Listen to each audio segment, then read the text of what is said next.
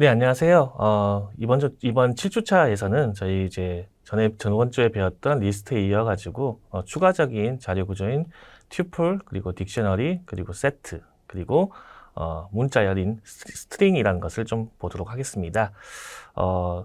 이제 사실 그 리스트에서 배웠던 많은 내용들이 중복적으로 되어 있기 때문에, 4개의 자료 구조에 대해서 통합해서 이제 한 주 동안 배우게 될 것이고요. 차이점 위주로 좀 설명을 드리도록 하겠습니다. 우선 배워야 될 내용들을 좀 정리를 해보면은 우선 이제 사실 리스트를 이미 배웠지만 자료 구조에 대해서 조금 더 명확하게 한 번 더 설명을 드리고 튜플, 세트, 딕셔너리 그리고 문자열 순서대로 순차적인 설명을 진행을 하도록 하겠습니다.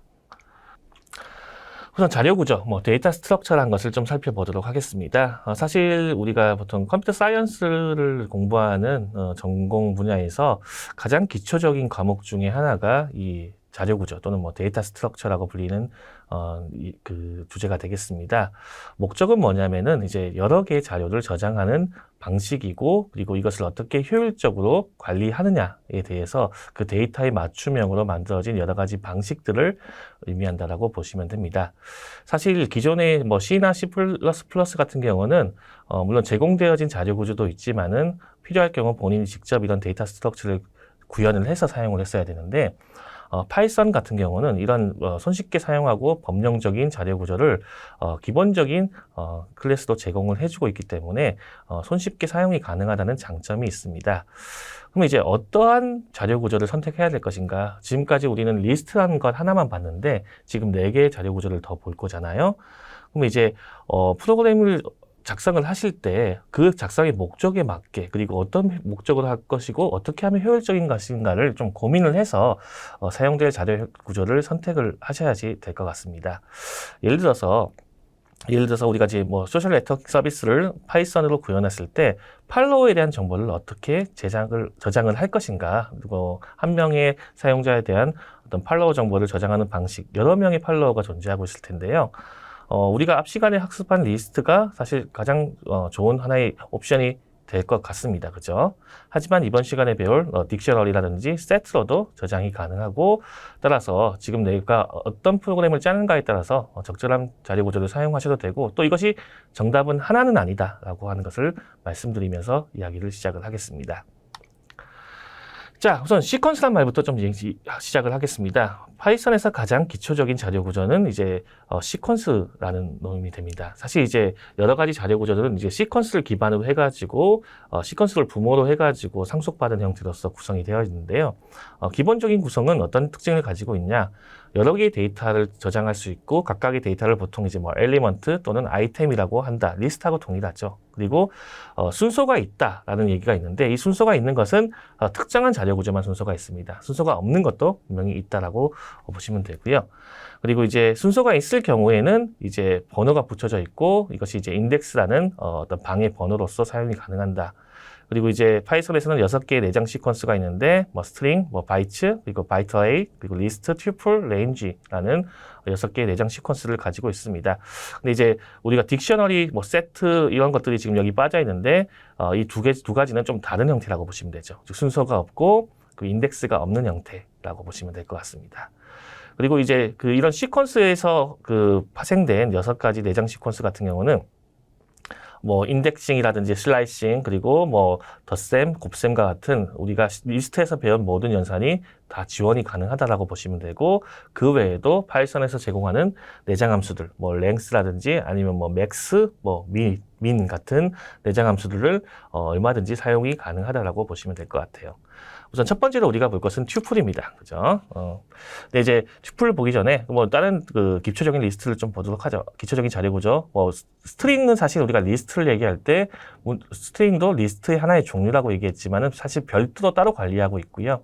그 이유는 사용 빈도수가 높아서 그런 거고요.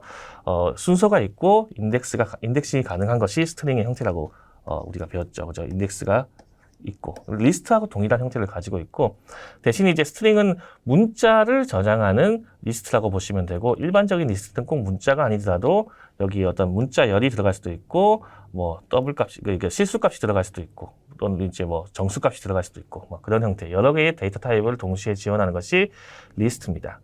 근데 우리가 딕셔너리라고 지금 밑에 그림에 있는데 이것은 아직 배우지 않았어요. 딕셔너리는 조금 다른 구조이기 때문에 그때 가서 설명을 드리겠습니다. 사실 시퀀스의 대표적인 예제는 얘 둘이라고 보시면 될 것 같아요. 자, 그러면 이제 시퀀스의 대표적인 예제지만 지금 언급하지 않았던 튜플이란 것을 좀 얘기를 해보도록 합시다. 사실 튜플은 리스트하고 거의 동일한 형태라고 보시면 됩니다. 리스트하고 동일하게 여러 개의 데이터를 저장을 하고 동시에 이제 여러 가지 타입의 데이터를 동시에 저장할 수 있는 특징이 있는데 유일한 차이점은 뭐냐면은 변경이 불가능하다는 거예요. 리드 온리라고 보시면 됩니다. 읽기 전용이고 변경이 불가능한 형태가 튜플이다라고 보시면 됩니다. 그러다 보니까 변경 불가능한 개념을 제외한 뭐 인덱싱이라든지 슬라이싱 그리고 함수 같은 경우는 메소드죠. 거의 동일하게 구성이 되어 있다라고 보시면 되고 그리고 그 튜플과 리스트를 구분하기 위해서 튜플 같은 경우는 리스트 같은 경우는 우리가 대괄호로서 이렇게 정의를 했었는데 튜플 같은 경우는 소괄호로서 정의를 하게 되어 있습니다. 그것 외에는 동일합니다. 예를 들어서 이제 아무것도 없는 괄호를 치면은 이제 공백 튜플, 아무것도 없는 튜플을 생성하는 것이고 여기다가 이렇게 초기 값을 넣어준다면은 이 세 가지 항목을 가진 튜플을 생성을 하는 것이고요. 인덱스를 통해서도 접근이 가능한 거죠. 1번 방이란 것은 두 번째 방이니까 바나나가 이제 리절트에 들어가는 형태라고 보시면 됩니다. 자, 튜플 생성은 사실 리스트하고 동일하다고 했죠. 이 괄호만 빼면은 사실 리스트하고 틀린 것은 없는데 좀 하나의 또 한 가지 가지는 차이점은 뭐냐면은 만약에 괄호를 빼고 이렇게 데이터만 엘리먼트만 이렇게 리스트를 해주더라도 기본적으로 이것을 튜플로서 이해를 하고 튜플 생성을 해줍니다. 하지만 굳이 뭐 이렇기보다는 위의 방식이 더 가독성이 좋겠죠. 좀 더 명확하기 때문에 괄호로 써서 만드시는 것이 더 나을 것 같아요. 메모리 속에서는 또 그 리스트하고 동일하게 튜플 객체가 생성이 되고 이 공간마다 순서에 맞춰서 애플, 바나나 그리고 그래프가 저장이 되게 되고 프로시라는 이제 하나의 레퍼런스가 생성돼서 이것을 지칭하는 구조로서 만들어진다라고 보시면 됩니다. 자, 그럼 이제 튜플을 생성할 때 몇 가지 좀 주의할 점이 있는데요. 이것을 좀 기억을 해 두셔야 될 것 같아서 좀 설명을 드리도록 하겠습니다. 우리가 리스트에서 단일 데이터만 가지고 단일 엘리먼트만 가지는 리스트를 만들 때는 그냥 대괄호에다가 단일 엘리먼트를 넣어주면 끝이 났었는데 튜플은 약간 차이점이 있습니다. 뭐냐면은 엘리먼트가 하나밖에 없는 튜플을 만들 때는 요 소위 끝에 반드시 쉼표를 붙여줘야 된다고 합니다. 그러니까 이 부분이죠. 사실 애플 하나만 있는 튜플을 만드는데 굳이 여기다가 쉼표를 붙여놨어요. 뒤에 아무것도 없는데 이것을 붙이는 이유는 뭐냐면은 이것을 안 붙이고 그냥 이렇게 하면은 이것을 튜플로 이해하지 않고 이것을 문자열로 이해를 하는 겁니다. 컴퓨터는 이제 이것을 튜플로 이해하지 않고 문자열로 이해하기 때문에 내가 하나의 엘리먼트만 가지는 튜플을 생성할 때는 꼭 쉼표를 붙여줘야 된다는 것을 좀 꼭 기억을 해 두시고요. 그리고 튜플과 리스트의 가장 큰 차이점은 뭐라고 했습니까? 튜플은 읽기만 가능한 놈이다. 그러니까 바꿀 수가 없는 거예요. 불변의 형태이기 때문에 예를 들어서 세 가지 과일을 가지고 우리가 튜플을 생성을 했을 때 리스트하고 동일하게 두 번째 방이죠. 0, 1, 2니까 이 바나나라는 공간을 우리가 참조를 했으면은 이제 바나나가 출력이 되게 될 텐데 만약에 이 두 번째 방을 바나나가 아니라 이제 배로 바꾸고 싶다라고 한다면은 오류가 발생합니다. 뭐라고 되어 있습니까? 튜플은 이제 아이템 어사이먼트를 그러니까 뭔가 할당하는 것을 허락하지 않는다. 즉 변경하는 것을 허락하지 않고 오로지 읽기만 가능하다 하고 에러 메시지가 뜨게 되죠. 얘는 지금 읽는 건데 읽어서 출력을 하는 게 목적인데 이것은 뭡니까? 쓰려고 하는 시도잖아요. 그러니까 라이팅을 하려는 시도인데 이것은 허락되지 않는다라는 것을 꼭 명심을 해주셨으면 좋겠습니다. 자, 그러면 이제 튜플과 리스트는 사실 굉장히 비슷한 관계가 있고 하나는 이제 리드하고 라이팅이 가능한 리스트가 있고 리드만 가능한 튜플이 있을 때 서로 간의 전환도 손쉽게 가능해야겠죠. 그래서 손쉽게 가능하기 위해서 우리가 저번 주에 배웠던 생성자라는 예를 통해서 이제 튜플과 그리고 리스트 간의 전환이 가능합니다. 우선 이제 뭐 마이 리스트라고 해가지고 4개의 엘리먼트를 가지고 있는 리스트가 생성이 됐다고 가정을 한다면은 이것을 튜플화 시키고 싶다. 즉 이제 이것은 더 이상 불변의 형태로 값이 바뀌지 않는 형태로 데이터를 저장하고 싶다고 한다면은 이 my list를 바탕으로 튜플을 하나 생성하세요라는 생성자를 실행을 시키면은 my 튜플이 이제 튜플화돼서 생성이 되게 됩니다. 그러면 이제 my 튜플을 출력하면 이번에는 괄호로서 1, 2, 3, 4가 나오는 거죠. 엘리먼트는 동일한데 대괄호이냐 소괄호이냐를 통해서 이제 리스트가 튜플로 바뀌게 됩니다. 그죠? 튜플이라는 생성자를 통해 가지고 리스트를 이제 튜플로 변환할 수 있고, 반대로 튜플을 이제 리스트로 바꾸는 것도 가능한 거죠. 그죠? my 튜플이라는 것을 만들어 가지고 1, 2, 3, 4를 넣어준 다음에 이번에는 리스트라는 생성자를 통해 가지고 my 튜플을 입력값으로 주게 된다면은 이번에는 1, 2, 3, 4인 리스트가 만들어지게 됩니다. 그죠? 그러니까 튜플을 리스트로 만들기 위해서는 리스트 생성자를 사용하고, 리스트를 튜플로 만들고 싶다면은 튜플 생성자를 사용하면은 손쉽게 전환이 가능하다라고 보시면 될 것 같아요. 자, 그러면 이제 튜플에 관련되어진 몇 가지 연산을 좀 보도록 하겠습니다. 자, 우선 튜플은 한 번 생성되면은 요소의 추가 및 삭제가 절대 불가하다, 불변의 형태라고 하는 것을 꼭 기억을 해두시고요. 근데 그렇다면 완전 불변이냐? 꼭 그렇지는 않다는 거죠. 플러스를 사용해 가지고 플러스라는 연산자를 사용해서 다른 튜플을, 그러니까 튜플 간의 병합이 가능합니다. 튜플 간의 변환이 가능한데, 이 병합이라는 것은 기존 튜플에 새로운 튜플을 추가시키는 것이 아니라 두 개의 튜플이 더해진 새로운 튜플을 생성한다는 개념으로 보시면 될 것 같아요.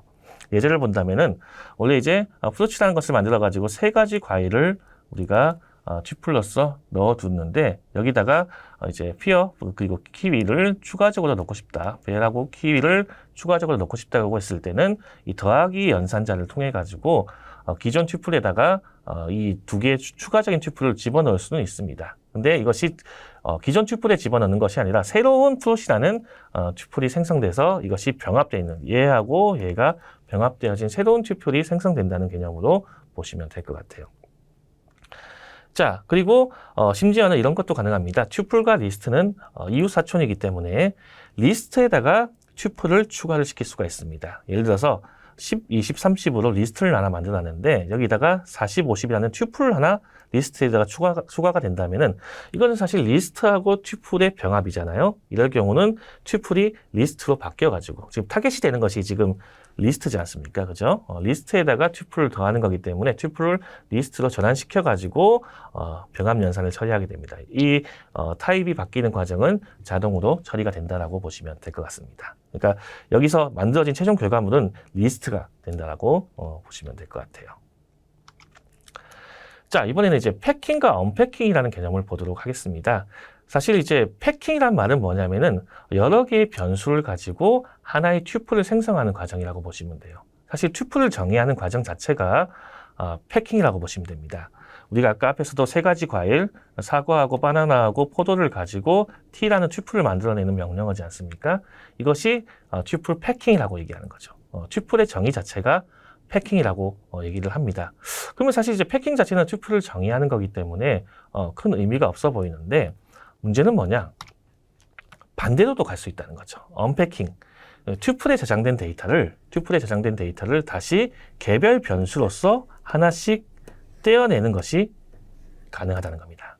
이것을 우리가 튜플의 언패킹이라고 얘기를 합니다. 원래 이제 애플, 바나나, 그레이프가 이제 튜플에 들어가 있었는데 이것을 S1, S2, S3라고 하는 개별 변수로서 S1은 애플, 그리고 S2는 바나나, S3는 그리고 그레이프를 받아들이게 이렇게 분리시킬 수가 있다는 거죠. 이것을 우리가 언패킹이라고 얘기를 합니다. 자, 그러면 이것을 활용해서 어떤 일을 할 수 있는지를 좀 보도록 하죠. 사실 이제 우리가 튜플, 리스트도 동일하지만 튜플도 여러 가지 자료형을 이제 넣을 수가 있는데 이런 것도 가능하다는 거죠. 지금 스튜던트라는 튜플을 하나 만들었는데 첫 번째 엘리먼트로는 문자열을 넣었습니다. 그죠? 첫 번째 엘리먼트는 문자열을 넣고 두 번째 엘리먼트는 리스트를 넣었어요.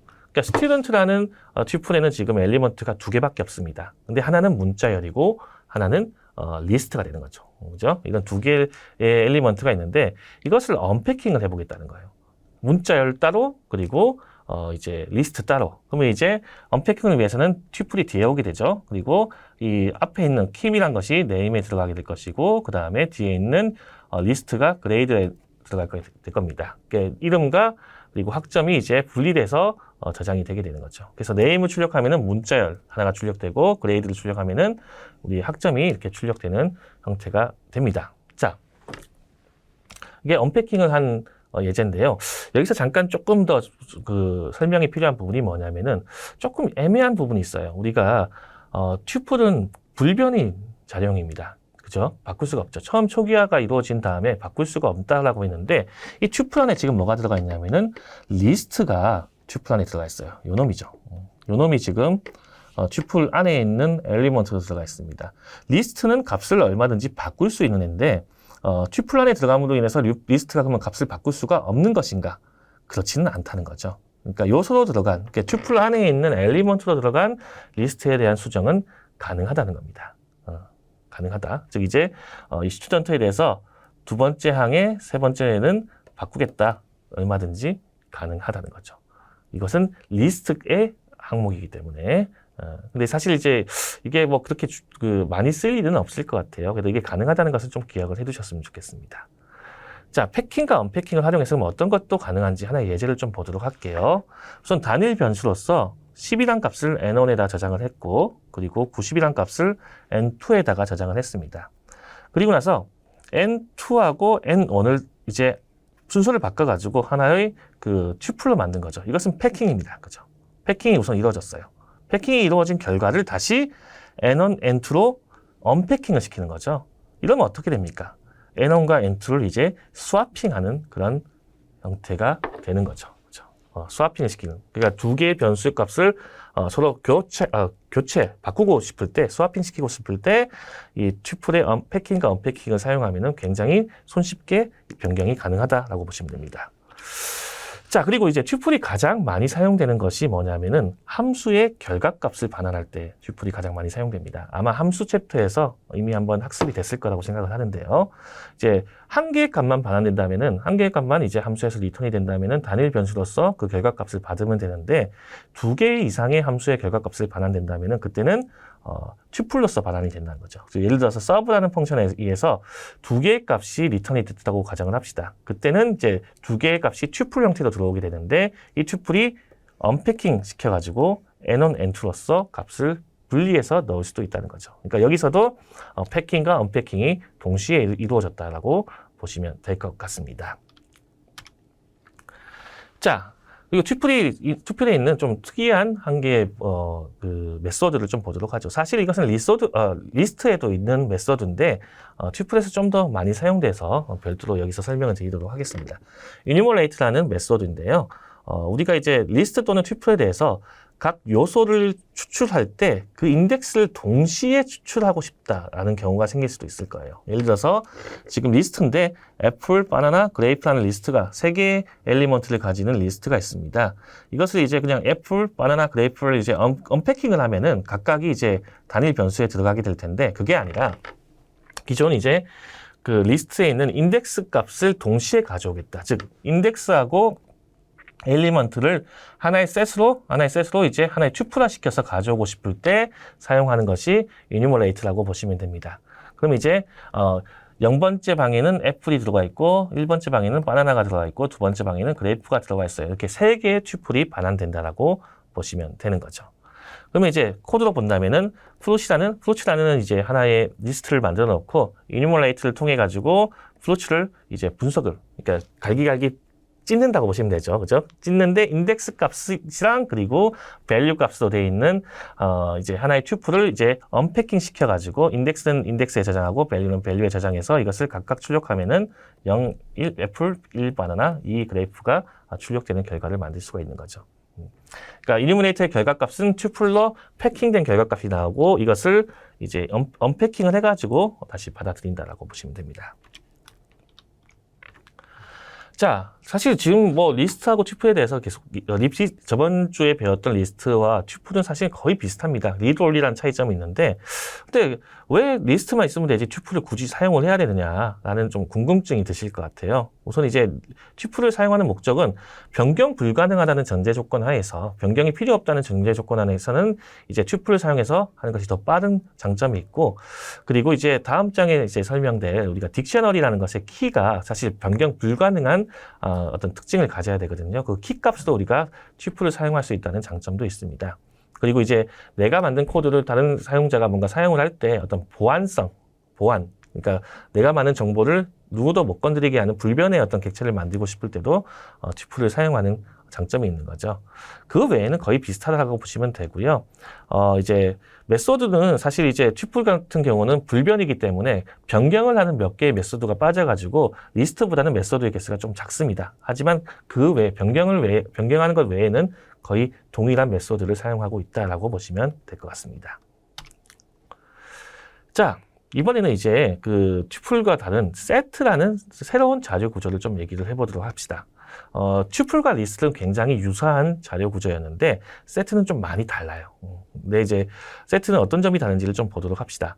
우선은 세트는 이제 우리말로 하면 집합이라고 보시면 될 것 같아요. 우리가 이제 여러분들이 고등학교에 들어오셨을 때 가장 처음 배우는 수학의 내용이 이제 집합이잖아요. 그 집합의 개념으로 보시면 되고, 가장 큰 리스트 또는 튜플과의 차이점은 순서가 없다는 거예요. 순서가 없다. 그리고 더 중요한 것은 중복 항목을 지원하지 않는다라는 겁니다. 그러니까 유니크하게 저장을 하는 거죠. 그러니까 뭐 예를 들어서 여러 개의 똑같은 데이터가 있으면 하나만 저장하는 겁니다. 그러니까 이 집합 안에 뭐뭐뭐가 있는지를 구별하기 위해서 만들어진 것이 세트라는 자료형이라고 보시면 돼요. 예를 들어서 세트 1이라고 해서 축구, 농구, 야구 이렇게 정의를 해놨습니다. 그리고 세트 2를 축구, 농구, 테니스라고 했는데 여기 테니스가 또 들어가는 건 허용하지 않는다는 겁니다. 중복 데이터는 허용하지 않고요. 그리고 축구, 농구, 야구, 축구, 농구, 테니스에 대해서 순서조차도 우리는 고려하지 않는다는 겁니다. 단지 어떠한 연산을 제공하냐면은 세트 1하고 세트 2에 이게 뭡니까? 교집합이죠. 두 개의 동시에 들어간 데이터는 도대체 뭐야? 하면은 축구, 야구 이렇게 찾아내기 위한 어떤 집합의 연산을 처리하기 위한 자료 구조가 세트라고 보시면 될 것 같습니다. 자, 세트의 생성을 위해서는 조금 다른 또 괄호를 씁니다. 중괄호를 사용하고 안에는 이제 엘리먼트가 들어가는 형태라고 보시면 됩니다.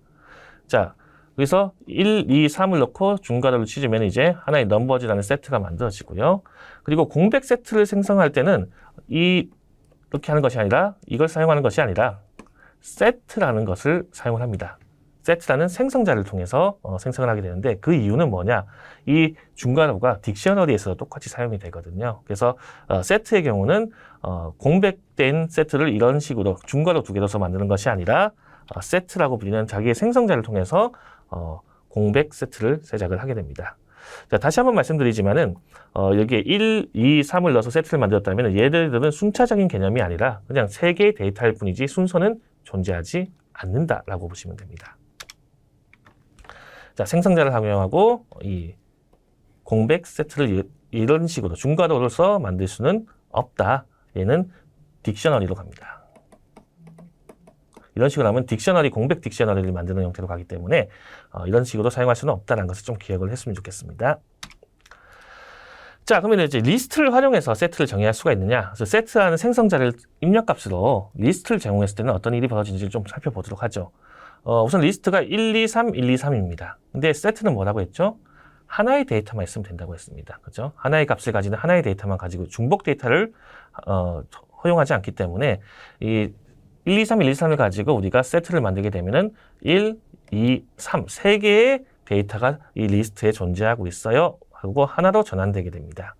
역시 문자열을 가지고 세트를 정의하더라도 A, B, C, A, B라고 한다면은 A, B, C라는 3가지 내용이 이 세트, 이 집합 안에는 존재하고 있어요. 라고 얘기를 하고 순서는 의미가 없다라고 보시면 됩니다. 자, 이런 리스트와 세트 전환을 통해서 어떤 일을 하고 있는지 어떤 일을 할 수 있는지 하는 예제를 좀 보도록 하죠. 자, 예를 들어서 이런 거예요. 리스트에서 현재 정의된 리스트가 있을 때 여기서 중복되지 않은 항목의 개수, 여기서 나온 숫자들의 개수는 뭐냐 라고 따졌을 때 딱 봐도 그냥 1, 2, 3, 4, 5가 나오는데 1, 2, 3, 1, 2, 4, 5는 1, 2, 4는 이 뒤에 세 개는 반복돼서 나오는 거죠. 그러니까 리스트의 랭스는 지금 8입니다. 근데 이제 사실 여기서 나온 숫자의 개수는 뭐냐라고 했을 때는 이것을 세트로 전환해서 랭스를 구하게 되면 5라는 값이 나오는 거죠. 이거는 5개의 숫자로 구성되어 있는 리스트입니다라는 것을 찾을 수가 있는 거죠.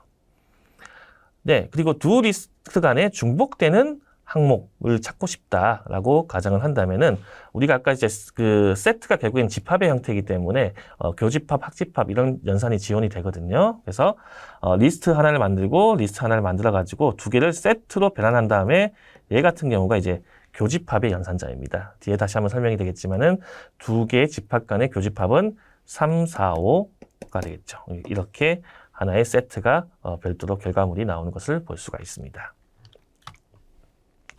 그 외에도 다양한 메소드들이 있는데요. 뭐 all, any, enumerate, length, max, mean, sorted, sum 등의 메소드들이 사용이 가능합니다. 예를 들어서 이제 얘 같은 경우는 메소드가 아니라 이제 내장 함수죠. 그러니까 세트의 사이즈를 구하는 거고요. 그리고 이제 우리가 in 연산자를 통해 가지고 특정한 항목이 즉 애플이 이 세트에 있는지도 확인할 수가 있습니다.